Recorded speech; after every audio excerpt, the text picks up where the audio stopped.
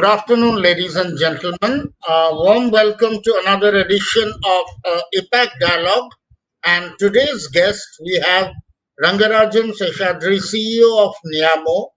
Neeyamo provides solutions and software solutions related to payroll and other HR domains. And we would hear in more details from Ranga about the solutions and the business model and the traction that Neeyamo gets for their solution. Um, Briefly, APAC News Network, we are a media organization headquartered out of Noida with focus on governance, healthcare, education, BFSI, manufacturing, and the likes, and primarily on how technology is deployed across these verticals. Without any further ado, we would like Ranga, if you can first introduce yourself and then take us through an update on the portfolio of Neeyamo in terms of both solutions and services. Over to you. Okay, thank you for your introduction. Hi, my name is, as we said, Rangarajan Seshadri. Call me Ranga. I'm the CEO of Neeyamo. Neeyamo is a very niche global payroll product and service provider. So let me just elaborate that a little bit. If you take any Fortune 500 or Global 1000 corporations, they have employees present in multiple countries. It could be 10, 15, 20, all the way to 100 countries, depending on the size of the company. And all of these employees needs to be paid, right? When we started this, we looked at it and said, payroll is complex business. Payroll is heavily compliance oriented, employee centric, employee experience, and it touches every lives of a company. And we wanted to create a product that can transform global payroll across all countries of operations for a country. So Neeyamo has a single product that provide payroll services to more than 125 countries. Today, we process more than 12 to 13 million pay slips for all Fortune 500 Global 1000 corporations. So that's what we do for a living. We have more than 3,000 employees globally. We are present in about 35 to 40 countries. We have large development centers in India, Philippines, Mexico, Egypt, and Europe. And we have what we call proximity centers in about 35 countries spanning between LATAM, North America, Europe, Middle East, Africa, and APAC. So that's the spread of our organization. And we are a very, very niche and leader in what we do, providing technology transformation or products around global payroll, product and services around global payroll for Fortune 500 Global 1000 companies. So that's what, Rajneesh, we do as a company. I have a couple of questions around this. Once you mentioned that the solution is available across 125 countries, and you rightly mentioned there are a lot of MNCs who are present in multiple geographies. I want to understand the business model. Say for an X organization, you have a deal with them. So how is it done? So the deal is done where the HO of the organization is, and then accordingly, whichever geographies they are present, you will be processing the payrolls of employees in those geographies. Is that one? And second, I'd like to understand. Since these are multiple geographies, there can be different compliance issues within the same company. So, how do you manage that? That is one part. And the other part was more recently during the pandemic for the last couple of years. We have seen a lot of work from home, and that has resulted in different dynamics in terms of impacting even the payroll schema. So, how did you adapt to those changes? So, these are my two questions. Brilliant. Thank you. Yes, number one, the contract is managed centrally. So what happens is typically there is a shared services or a business services organization for large companies that drive transformation, right? It could be any kind of transformation, HR, finance, and payroll today is gaining more and more momentum from a technology transformation because people believe uh, core to every employee is payroll because paying employee on time, every time and accurately. And there is a like businesses are digitizing, support functions are getting digitized, and people want newer technology solutions for payroll, and hence there is a big push, right?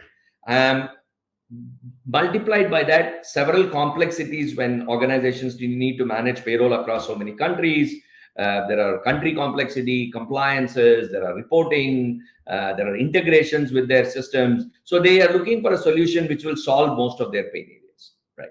So yes, the contract is signed centrally with a company, and the scope could be multiple geographies, and we implement our product and provide services in all these geographies that are in scope, right? This is the first part of the question. Second part, compliance. Yes, while we have a large product team that develops the product, there is a bigger team that makes the product stand up. If you need to look at from a payroll standpoint, nobody buys payroll product for their bells and whistles. Nobody buys for it for their look, right?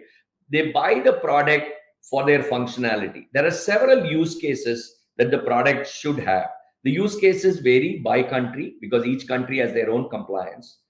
The use cases vary by industry because manufacturing versus retail versus, and the use cases vary by number of employees. It should work for one employee in a country, where in Africa to thousands of employees in America or UK or India or China, right? So the product should be scalable, should be compliant, and should be current. And that's the key, because with the changes in the COVID, there were so many changes to compliances every day, right? And your product should be current to those compliances of the country. So we have a large functional team in focusing on each country, looking at how to make our product compliant, right? Because there are statutory changes, compliant changes. One side of it is the product team, and the other part is the functional or the subject matter expert team that looks into every country every day, looks at what are the changes, and once the changes are there, when they have to be implemented, what is the implication of the change in the product,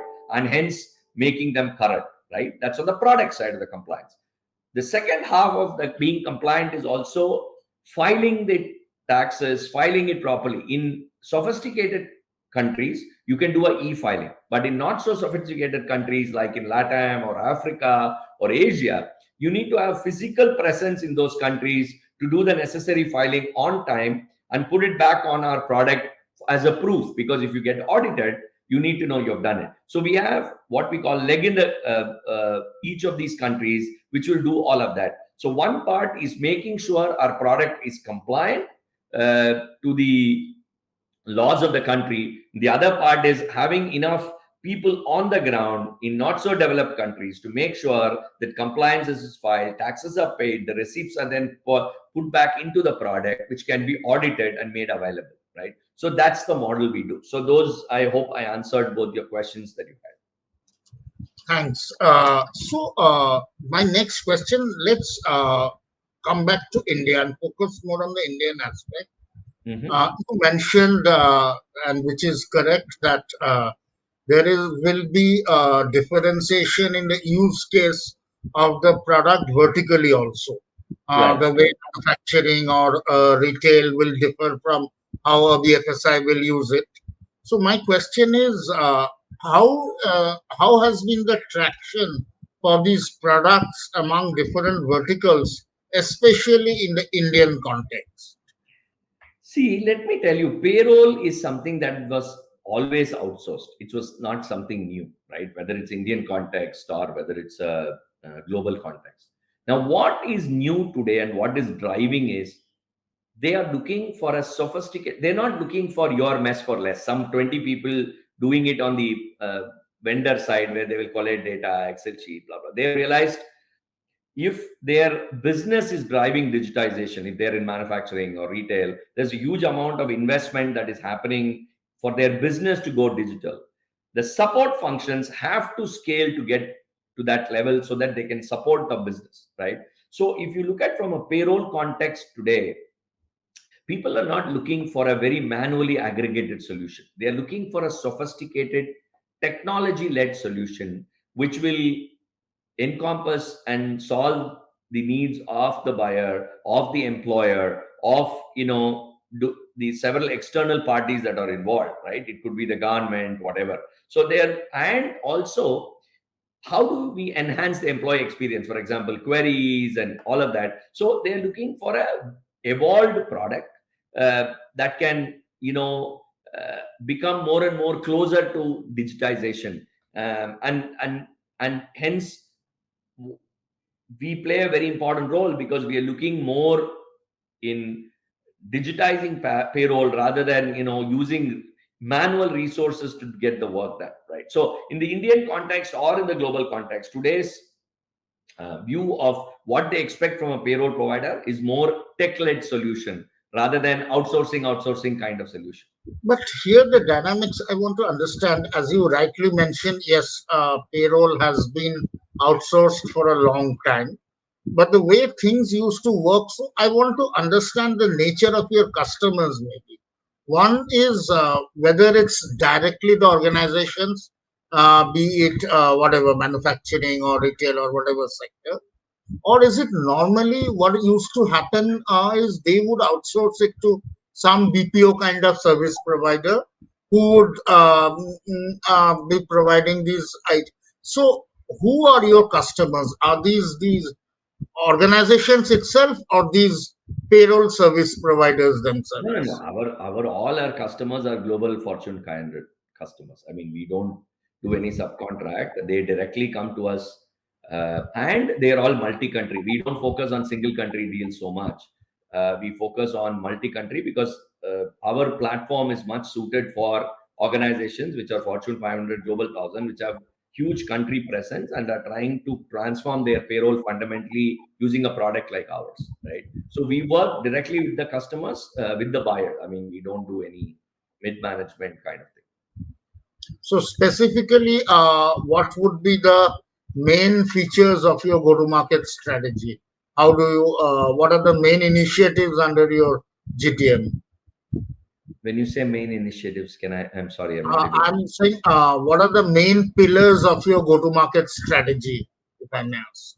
See, there are two, three parts to I mean, when you say go-to-market strategy, our clear go-to-market strategy is a customer who is multi-country presence, who has a long tail, who has employees as large as 10,000 in a country to one in a country, right? So that's our key market.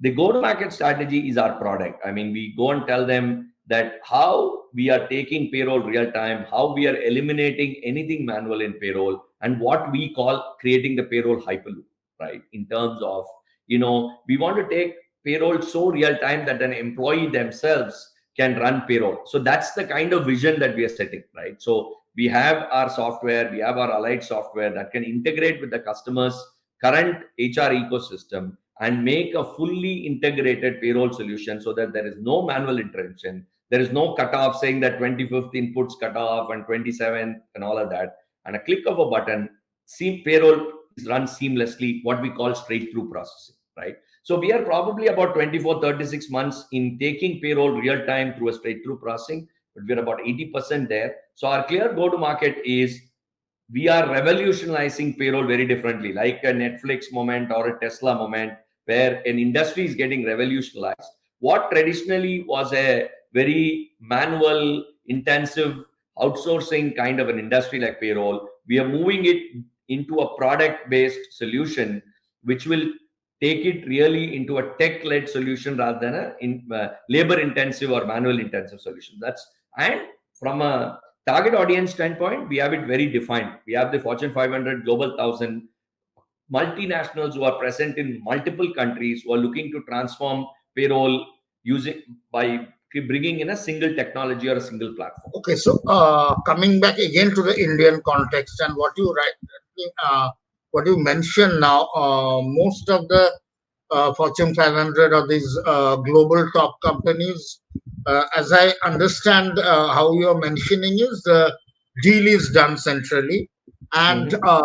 in other geographies, including India, it's more of fulfillment part of those deals. So Absolutely. my specific question is, Implementation of the product, right? For those okay, geographies that are in scope. Yeah. But then specifically the Indian context, do you look, and India, you said you have a large development center. So India is primarily a cost center kind of environment, or do you look at India as also as a market or a profit center environment for Niam? No, no, it's not about cost center. I mean, so India, we do a lot of work for, we process more than, I think, 200,000, 300,000 employees in India, but they're all part of a larger deal. For example, some of our large customers have huge presence in India. So the scope is also part of India. Apart from that, we also have sales teams for India that go after large multinationals in India, right? India also has a huge amount of multinationals where they're present largely in India, but present in multiple countries, right? If you take the IT industry, the BPO industry, pharma industry, so there is also a huge amount of multinationals in India who are looking for a similar solution. So we also have a very focused sales team based out of India, looking at Indian multinationals who our product would be a greater fit. So, which are some of these marquee customers, the Indian MNCs, if I may say, who are No, your I customers? see a lot of names are. I mean, I don't think I can publicly talk about names because we have MSAs which says that I need their consent to really give out names. But these are very very large corporations in the India market who are multi-country, right? So I can't give names because I have to then look at contracts of these to see whether we sign. We can say our names, but yeah, but typically large corporations. And in terms of the engagement of the solution, so is it with the CHRO or other HR executives, or is it more with the digitization person or the CIO? So, whom does the conversation mostly See, I happen, think the and who buyer takes the is decision? the buyer is HR or finance, right? Payroll can fall either in HR or finance. But most of these are driven through a business services organization, shared services who drives digitization as a strategy. But for even for those business services, the HR or finance ultimately is their customer, right? So if there is no business services, then HR or finance directly procures payroll, right? But most of global corporations has a business services layer which drives some of these transformation initiatives. But ultimately, our customer in an organization is the CHRO as a CFO because payroll either falls in HR organization or in finance organization. And in terms of the this, you mentioned it couple of times. One, integrating with the other enterprise applications, the Mhm, payroll, mhm. and also there is an overall ecosystem within payroll itself. Right. There would be a bank involved and other mechanisms. So how does that integration on both these fronts happening? So perfect. So our software, if you really look at from a product standpoint, there are three parts to it. One is the upstream, the payroll processing engine, and then the downstream, right? So the upstream has the integration with all HRIS and the necessary inputs, time system, absence system, that comes from an upstream standpoint. Our product does a lot of validation of the inputs because the payroll engine can do nothing wrong. Between you and me, it calculates the payroll right.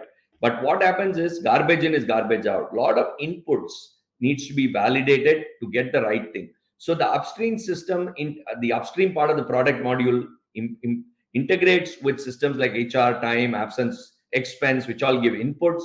It's all validated, gets into the payroll engine, the core engine for each country. The engine is configured as per the laws of the country, which does the payroll processing. And then there is a downstream part of the product which integrates into GL, your finance system, sends bank file to different banks.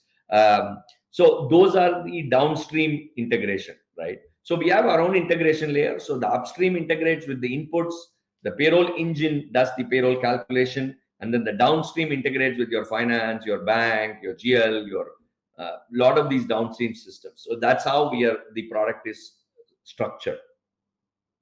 So in the first part, the upstream part, before it integrates with core engine you mentioned, the Mhm. validation part. So Mhm.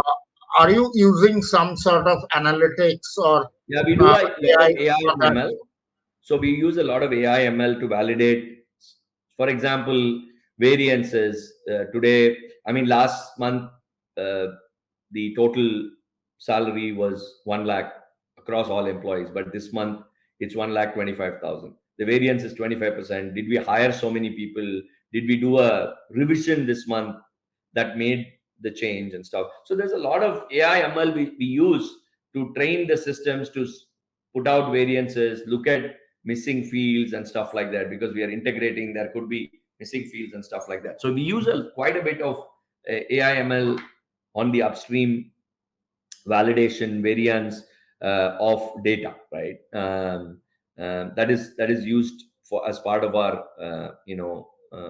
input validation. And going forward, what are going to be your key focus areas? That can be in terms of newer modules or other expansion plans. What are going to be the key focus areas? See, the key focus area for the next 24, 36 months is very defined. We need to take straight through processing. We need to make the Hyperloop the real Hyperloop. We're about 80% there.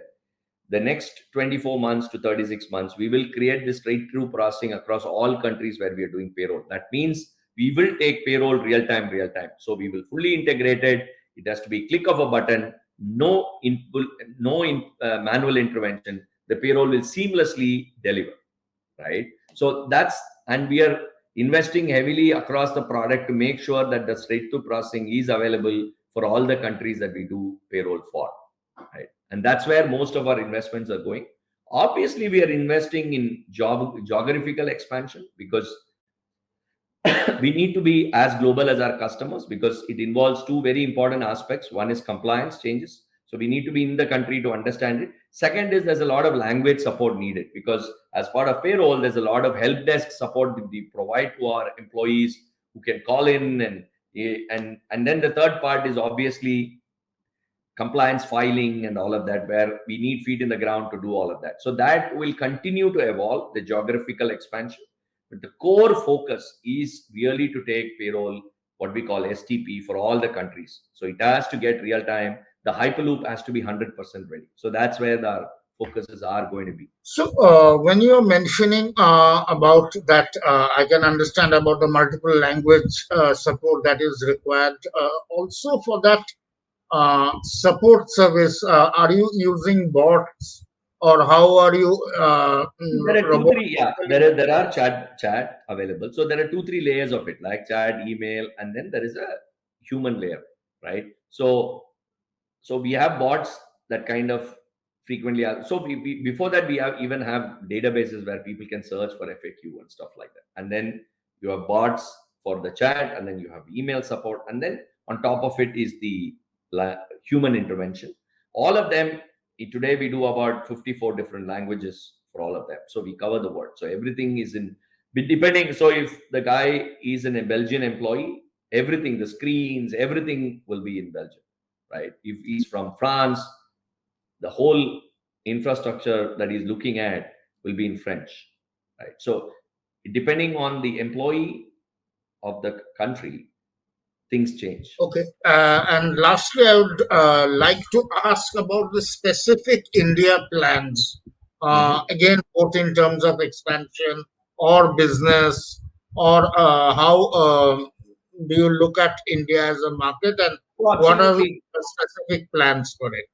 India is a buoyant market right now in terms of, lots of companies are getting global, right? So, and like the McKinsey CEO said, it's not the decade, the century belongs to India. There's so much growth, there's so much focus on India. So we are obviously investing heavily in sales and marketing to attract these multinationals, and all of their needs is around having a robust payroll system, because in any country that you want to expand, the first thing you need to do is pay employees, right? So be it startups, there's a big boom on startups who all want to be global. Manufacturing wants to be global. Retail, like large corporations, and then pharma is also growing big. So we understand that the Indian market can be bigger. We are investing more and more on sales and marketing, and also making our product scale up to specific Indian customer needs. And obviously, we're targeting companies which are global, and hence so that they get a single solution for across their operations. So yes, our focus over India the last few years has improved, and it is continuously improved. Great. Thanks a lot for taking your time. Thank you, Rajneesh. Thank you very much. Pleasure talking to you. Thank you. Cheers. Bye.